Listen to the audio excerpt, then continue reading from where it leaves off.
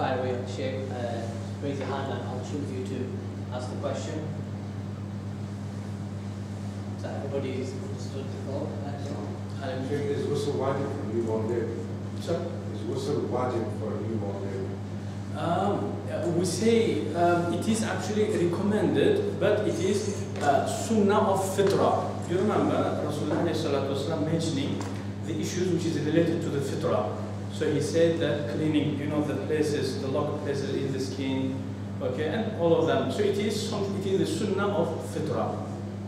But ghusl will be wajib by one of the reasons which is mentioned in the books of fiqh. And even if you remember, if someone converts into the religion, so is it wajib? Well, according to our Shafi'i scholars, it is wajib, but according to us, it is only mustahab.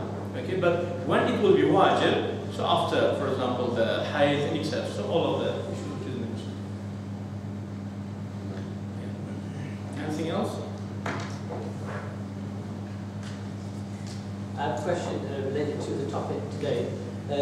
You gave examples of how to give tarbiyah to children, and you gave examples of how prophets are the best for that. Yeah. We have scenarios in the Quran such as Nuh alayhi salam, Yes. where one of his sons was ready was at the scarface. Yeah. Then can you explain why Allah gave us that message? Well, isn't it that Quran explained itself? Okay, so Quran said in terms of imra'at Nuh wa Lut كانتا تحت عبدين صالحين من عبادنا فخانتاهما.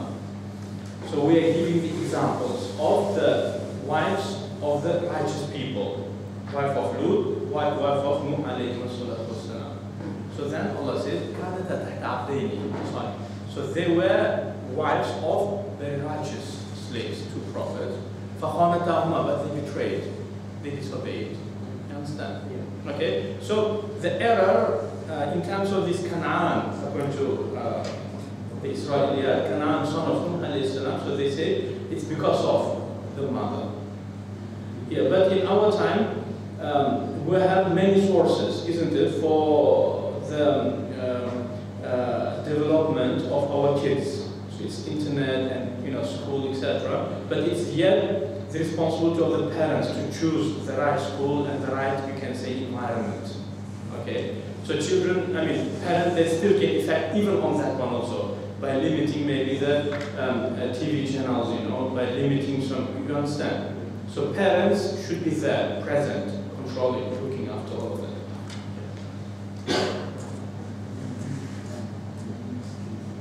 Yeah. You were talking about children and being obedient and helping the parents. Yeah. If somebody's, I'm talking about financially supporting now. Yeah. If somebody's not rich or wealthy but is earning a living and his parents are expecting financial help, and obviously he has children who need supporting as well, who has more right? Actually, it's a very good question.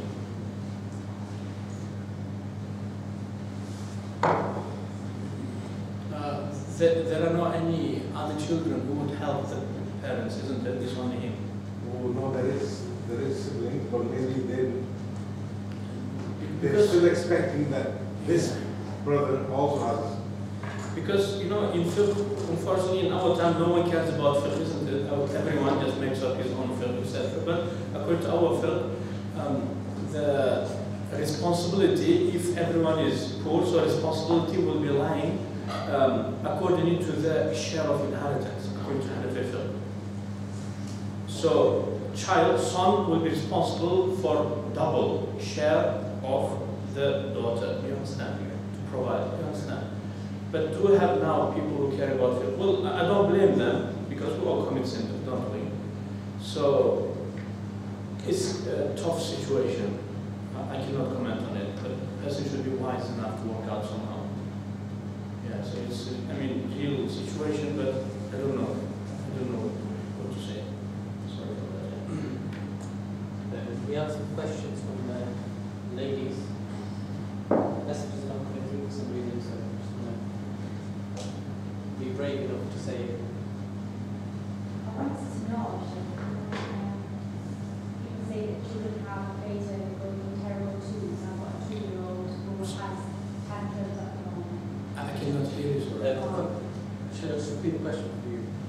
Yeah, she's asking about, there's a certain phase that children go through at the age of 2, where they start behaving really, really bad. Yeah. Is there any basis of that in Islam, or why might that be? Not each single thing you should ask to the sheikhs and mullahs and maulanas, So if it is to do with the children's behavior, so then you should speak to the expert. Do you understand? Okay. But anyway, because I do have a degree on this psychology, so they say that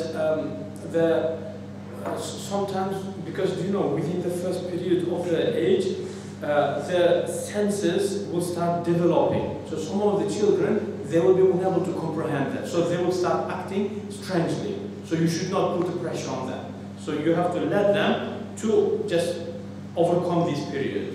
Do you understand? Okay? As well as sometimes some of the children will be noisy because of some illness. You have to go to find out if there could be something. Because they cannot say, for example, I have a headache. Can they say? Do you understand? So, but instead they will be noisy. So you have to go to test, medical test. Okay.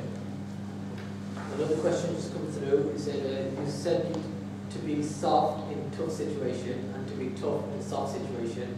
How can we judge what situation is best for what?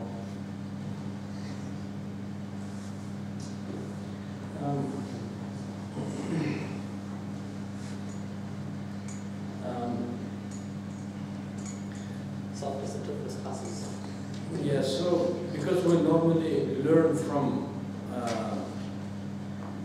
the life, isn't it? So the experience in the life, it should teach us. Just look back the places because of your tough character you made error. Means in that type of situation you have to be soft. Do you understand? Just look back and learn from your own experience. Yeah. Sheikh, is life insurance allowed? It's a controversial question actually, and as you know, the contemporary fuqaha, they say that it's bay' al-gharar. So I'm not commenting, but I'm only transmitting what our contemporary fuqaha say. So they say it is bay' al-gharar. Bay' al-gharar means buying something which is unknown. Because what's the meaning of life insurance? So you will be paying a certain amount of money on annual basis, for example, and if something wrong happens, they will provide some certain service. But then you are paying, so that incident may happen this year or it may not happen. Okay, means you are paying for something which is unknown.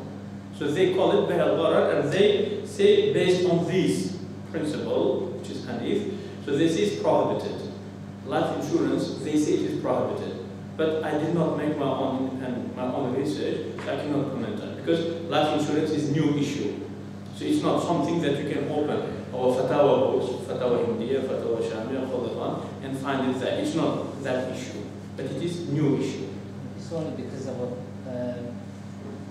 some common experiences that people sort of take out, say, do financial transactions. From a personal experience, I knew of a person who took out a loan, and then the father passed away, and the mother and the children were burdened with responsibility of that. Yeah, of course. For another thing, you may have this incident, car crash, for example. Yeah. Okay, and then if you are not insured, so then it's headache, isn't it? So this, what you are calling as burden and headache, that what we call as hajiyat. So the fiqhi issues, which is related, which is not religious ritual, is split into 3 categories. One is daruriyat, one is hajiyat, and one is tahsiniyat. So tahsiniyat is luxury. Does not change haram into halal. Daruriyat 100% changes. Okay? Daruriyat changes 98% of the issues of haram into halal. So daruriyat is to do with the life, or it is to do with very big, unbearable pain. So if that's the case, 100%, any haram becomes halal, except very tight number of issues. Okay, even verbally committing kufr becomes halal. Do you remember? It is in Quran. And the hajiyat, there where problem goes, is non-clarity, ambiguity. Hajiyat is nothing to do with the daruriyat, so it's nothing to do with your life, okay, and nothing to do with huge pain. But it is huge discomfort, which is not the pain, but the huge discomfort. So hajiyat makes 60% of haram into halal. But what are these 60% and what is its basis and principle? Scholars disagreed. You understand? So what you are saying in terms of the insurance as well as courage, all of them will fit into the hajiyat. Okay? And from my own side, I say hajiyat is stronger than that al-gharar principle. So if you prove that it is to do 100% with the hajiyat, 100% it becomes permissible. Because hajiyat is not as strong as daruriyat, but it's not as weak as tahsiniyat either. Okay? We've got a question here. Nowadays there are so many single parents, so we find moms being both mom and dad, but then they don't remarry because of the fear that the new partner may not treat their child like their own. What would you advise in this situation? You know, Islam actually strongly advises for both of the parents being there. So even, you remember the permissibility of having second and third and fourth wife, it was for the purpose of protecting the lady as well as the child, isn't it? What Allah said, وَإِنْ خِفْتُمْ أَلَّا تُقْسِطُوا فِي الْيَتَامَى. If you will be afraid, so it's our duty as a man to maintain, to look after the orphans of our family, cousins, etc. But Allah says, so you have to maintain, but if you think that you will be unable to be just towards them, so then marry their mothers. Marry their mothers, and even if there are some more orphans, marry their mothers also, but with the condition that you will be just towards their mothers. Do you understand? It's because it's understandable, because the place of the father for the child is very important. For him to become fully developed human being, he needs the strength and the wisdom of the father, or otherwise he will remain as weak as he was. Do you understand? But as well as we do not want it to be only father, so then children will become more or less black and white thinking, you know, tough Bedouins. So we need the mother also. So if, for example, father, will be widowed, so Islam very strongly recommends this person to bring a lady into his house, so the children will get the tarbiyah and you can say smell of the mother in the house also. You understand? So just to get some more colors in the character of the children.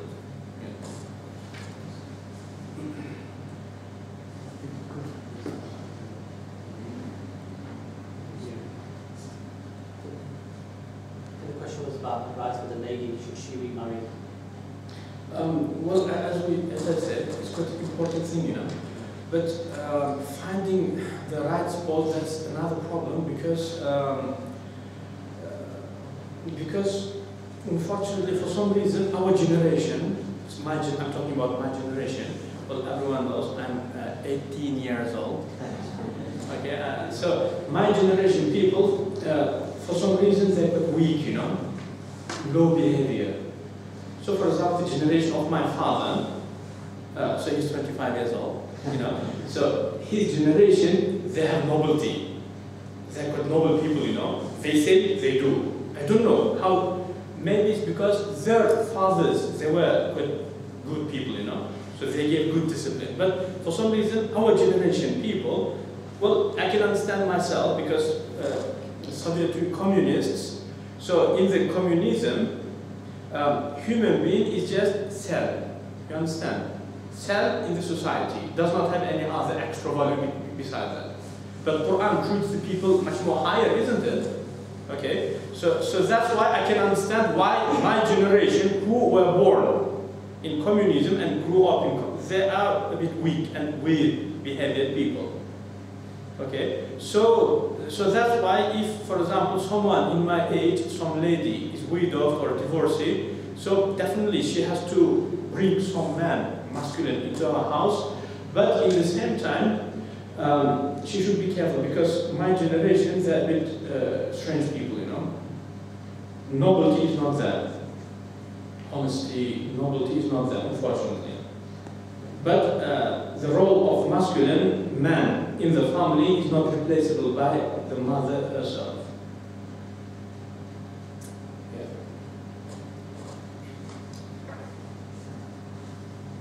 Okay, one question at the back there.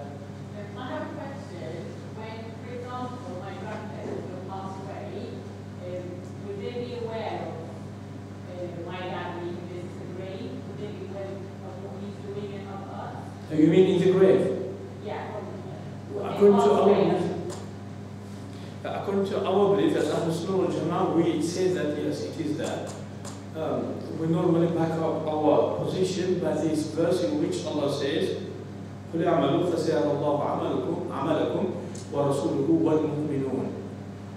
Tell them, O Prophet, alayhi salatu wassalam, tell them, carry on practicing, because Allah will see your deeds and Prophet and the believers. Okay, so that's one thing. And then there is another hadith. It is ahad, but because the ayah is there, so it will be, as you can say, surrounding, supporting, you can say proofs, in which Rasulullah says, when our relatives will see us committing sin, so they ask God, they say, don't take his life in this type of situation, give extra extent, so he will repent.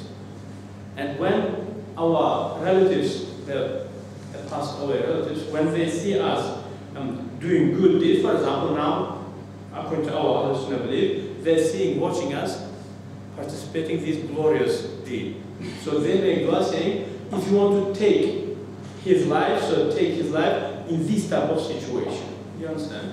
So, so based on this type of hadith, so we know that our relatives who passed away, they see. Wallahu a'lam.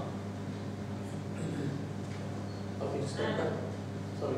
Yeah. And if we do, for example, a certain act of charity in their name, or people will live after, maybe give it?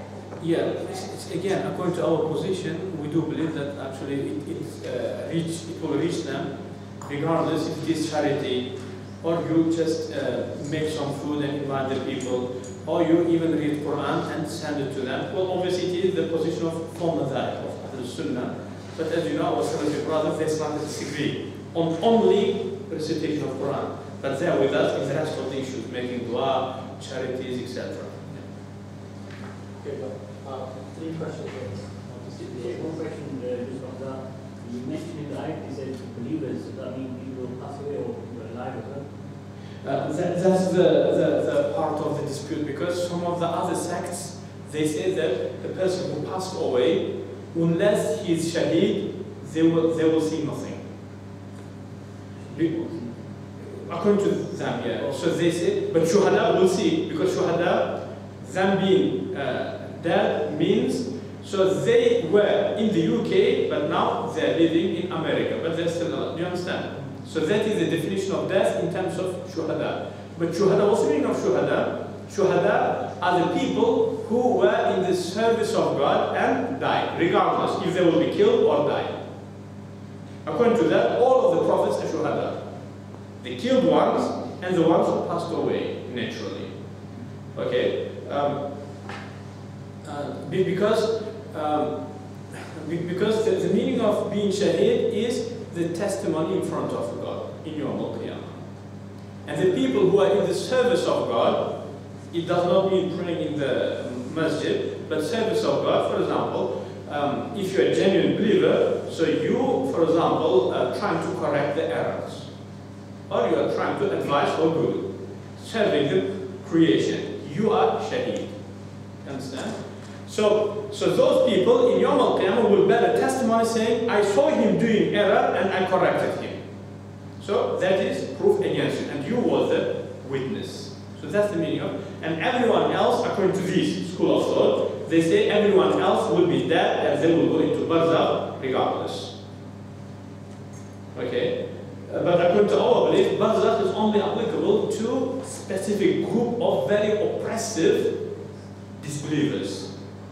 So they will be only in the barzakh. And even some of the disbelievers who are not oppressive, they can see, according to our belief. Imam Malik says that the arwah will be set free after the death. They are free to go wherever they want. Well, unless if they are in debt, they did not, so they died before paying off the debt, or they are in barzakh, all of them, and the rest of the arwah, regardless, believer, disbeliever, Muslim, Christian, Jewish, so all of them will be set free. Yes, sir. You know, these type of issues is quite difficult to have certainty on. Yeah. So that's what we have. One of the Hanbali scholars, Mhmd Adnan Darwish, so he mentioned in Kitab al-Ruh, I don't remember how many opinions, but it was a big number. Big number. Kitab al-Ruh. Quite big number of opinions in terms of where road goes after the death. So it shows that there is no very clear-cut proof with anyone, so that's why there's big differences and big conflict in the issue. Okay, a few more questions here. The first one is, on top of the question we asked about Nuh alayhi salam, that what about the situation of Adam and Hawa, his son, who turned bad and committed murder? First of all, it is disagreed upon, you know. First of all, not each single scholar says that, you know, the two sons of Adam who killed each other. So not everyone believes that it was the direct sons of Adam alayhi salam. Okay? But in here, Ibn Adam, Ibn Allah saying two sons of Adam, it is the same as Rasulullah alayhi salam mentioning in many ahadith Qudsiyya, Ya Yabna Adam, O son of Adam. You understand? But hadith is in Bukhari, you understand? For example, grave speaks to the people say, Yabna Adam, O son of Adam, speaking to you, to me. Doesn't mean that my father is Adam. It doesn't. Do you understand? So that is disagreed upon. I personally support the opinion who says that these two people who killed each other, they're not direct sons of Adam alayhi salam, but that is Israeliyat, that is taken from the Old Testament. And our scholars transmitted that as Israeliyat. Okay. Okay, next question is, if we do not give tarbiyah to our kids, how should it be given? Will we be punished for that in the hereafter, as if we break in Hukuk al-Abad? Definitely, because Allah is ordering. What's the meaning of a sin? I think someone is. What's the meaning of sin? Sin is it is, you can say, the fruit of the act of disobedience. If someone is disobedient, so he may get a sin. Okay? So Allah is ordering, Allah is saying, who protect anfusakum, yourself, wa ahlikum, and your families, naran, from a fire. Okay, so it is order. So disobeying the order of God may constitute some type of sin. Yeah. Okay, and finish. We'll finish up with your question, inshallah. We are living in a society where people say you have to be bad or evil to get anywhere, such as take bribes or lie or take away other people's rights. What would be your advice or answer to this type of mentality of people?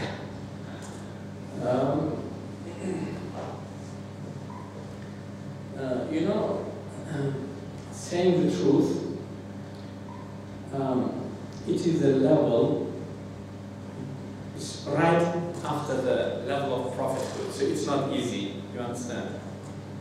So Siddiq is the person all the time gets the things right, speaks right, does right. We are human beings, so mistakes here and there, fine, but over 99% of the time, he is saying the right and doing the right. Siddiq. Okay? So saying few lies here and there is unavoidable. Okay? But as you know, the lie is different. different levels. Okay? Sometimes the most dangerous lie is a lie on behalf of God. And lie on behalf of God is, you can say, it is mainly performed by us. Teachers, shuyukh, maulanas, mullahs, scholars, muftis, you understand? Because speaking lie on behalf of God is deliberately giving wrong fatwa. Because what's the meaning of fatwa? It is expressing that God stated on this as halal and on this as haram. Okay? So Allah said, وَلَا تَقُولُوا لِمَا تَصِفُ أَلْسِنَتُكُمُ الْكَذِبَ هَذَا حَلَالٌ وَهَذَا حَرَامٌ. Do not make up a lie by saying this is halal. And that is classed as lying on behalf of God.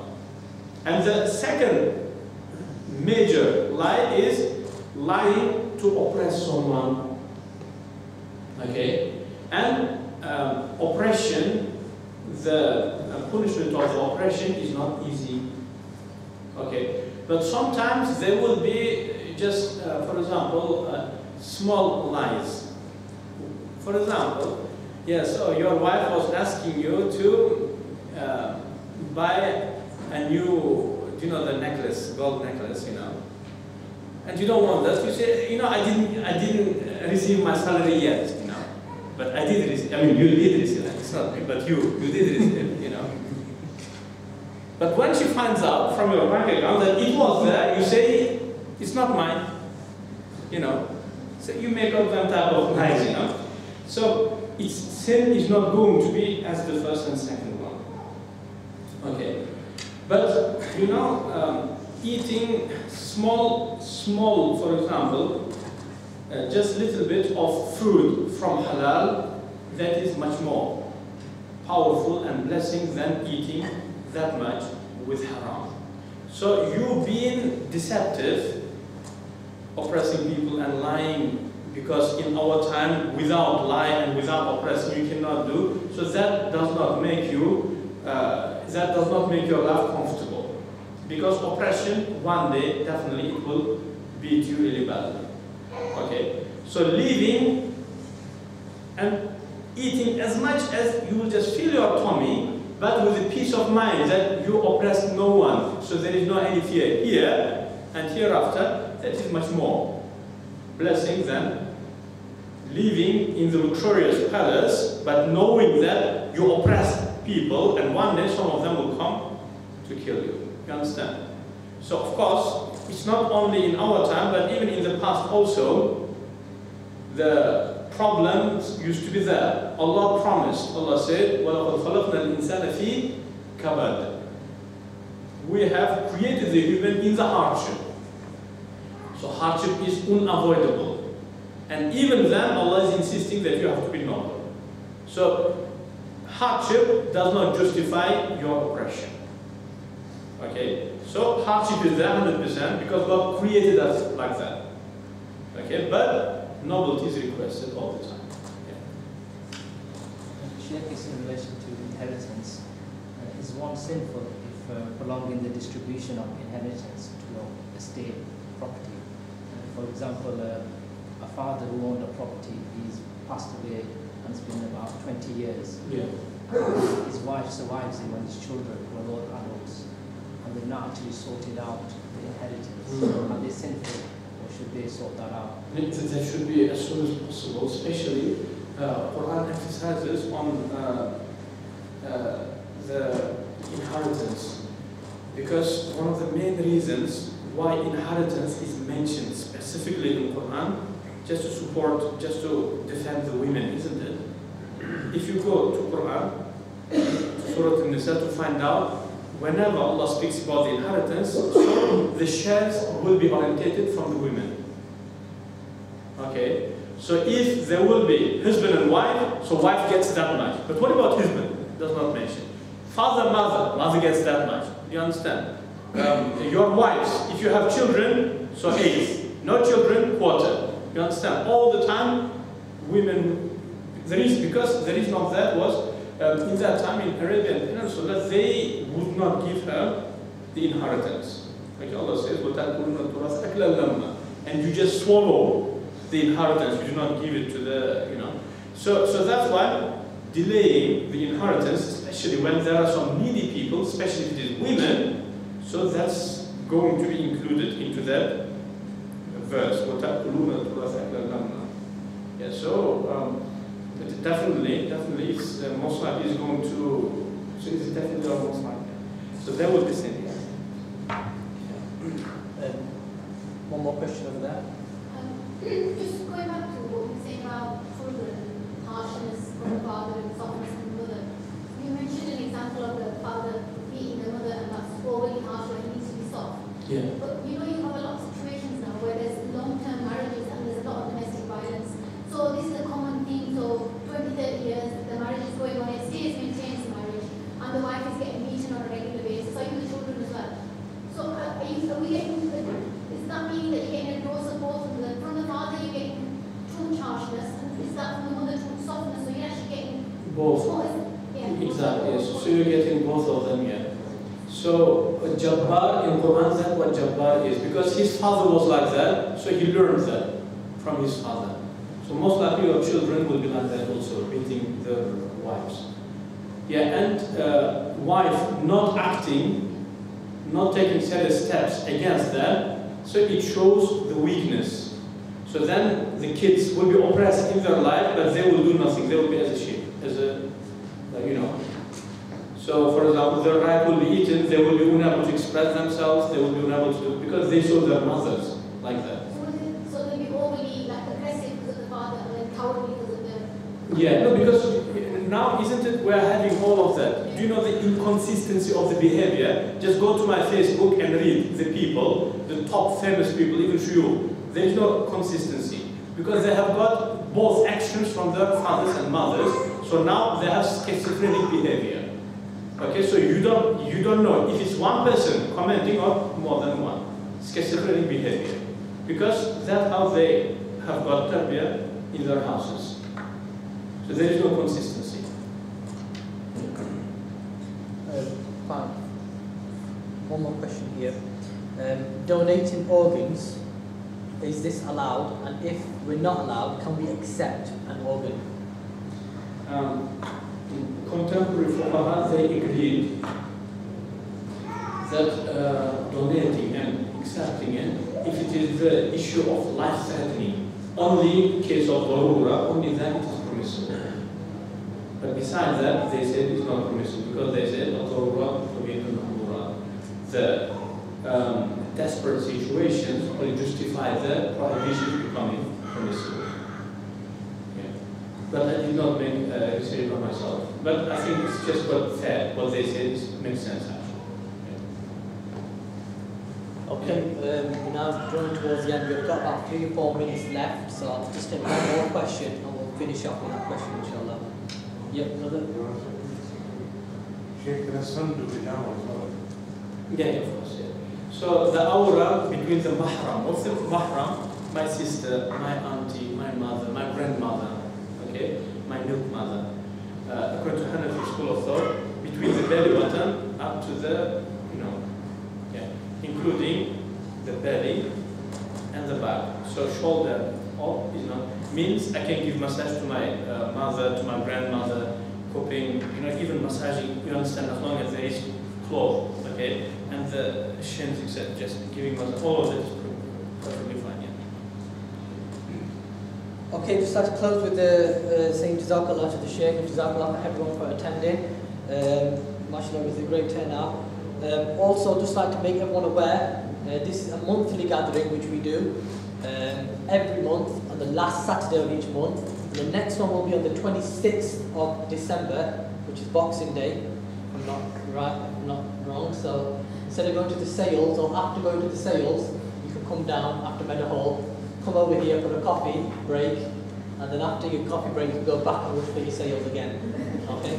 So just one more thing, because next is going to be the Boxing Day there, and you guys are going to these, the discounted places. Don't forget about me. No, not dua. No, the other thing. Okay, don't forget about the other thing for me.